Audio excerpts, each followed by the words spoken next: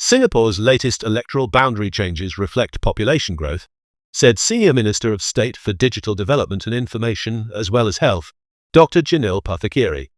He was responding to questions about what some have called extensive changes, following the release of the Electoral Boundaries Review Committee report on Tuesday. The EBRC created 5 new group representation constituencies and 6 new single-member constituencies, with several existing wards redrawn or removed.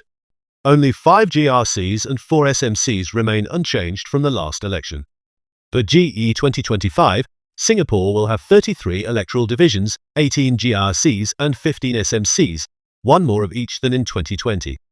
The number of parliamentary seats will rise from 93 to 97. Dr. Janil said the changes aim to ensure the number of electors per MP stays within a certain limit, citing population growth as the main reason. He noted it was the first time the Elections Department has provided such detailed explanations for the redrawn map. Addressing concerns over the extent of changes, Dr. Janil said, "If it's 1 GRC, 1 SMC, 4 extra seats. Would you call that extensive? I think it's appropriate." The report confirmed the dissolution of Pasir Ris Punggol and Jurong GRCs. In their place are new GRCs including Pasir Ris Changi, Punggol, Jurong East Bukit Batok, Marine Parade Bradel Heights, and West Coast Jurong West. Hotly contested constituencies in the last election, such as West Coast, East Coast, and Marine Parade, will see significant changes.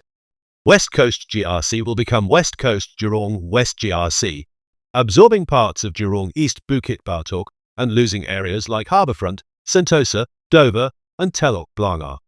Dr. Janil, an MP for Pasir Ris Punggol, said the formation of Punggol GRC was due to the area's rapid growth and increase in electors. It was carved from Pasir Ris Punggol and merged with Punggol West SMC.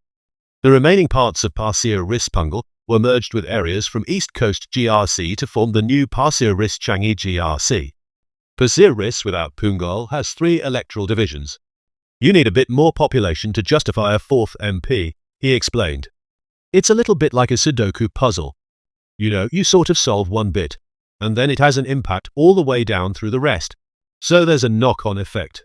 While acknowledging that the changes may spark speculation about future electoral contests, Dr. Janil said MPs must continue serving residents regardless of where boundaries are drawn.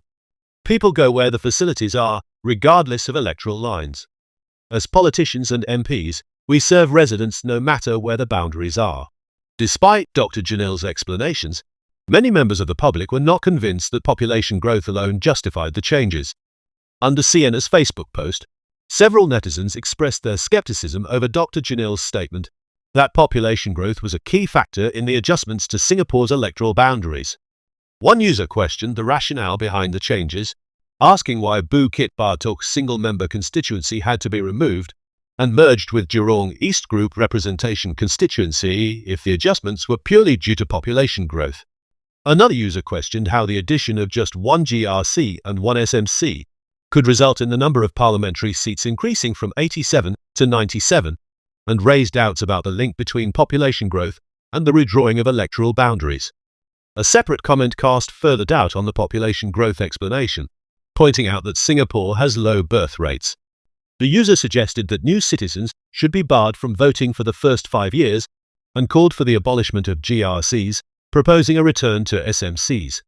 Beyond questioning the population growth justification, several commenters accused the government of using the boundary changes for political advantage. One user alleged that all electoral boundaries are arranged to the ruling party's advantage, in order to make it more difficult for opposition parties to compete. It makes no difference, the user added. Another user remarked that election laws have been repeatedly altered, and the constitution amended to ensure the continued hegemony of the People's Action Party. The user highlighted the introduction of the group representation constituency system as an example, claiming it gave the ruling party even greater latitude to gerrymander with impunity. One user pointed out that GRCs or SMCs with a strong opposition presence, such as West Coast and Bukit Batok, are now being dissected or shifted. The user emphasized, "That's a fact that you can't deny and say it ain't, or that it's just coincidence. Because that's how it looks like."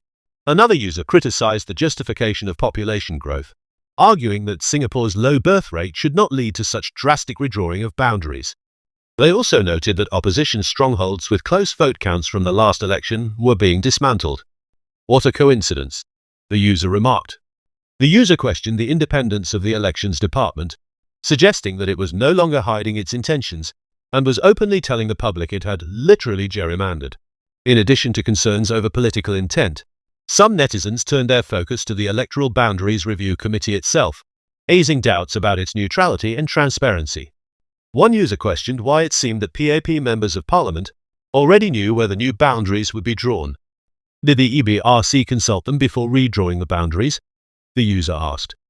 Another user expressed surprise that PAP ministers were quick to defend the proposed changes, questioning whether they had thoroughly reviewed the recommendations or were involved in shaping them together with the EBRC. One user went further to accuse the EBRC of rigging the whole game plan, alleging that the changes affected constituencies where opposition parties had been actively working over the past 5 years.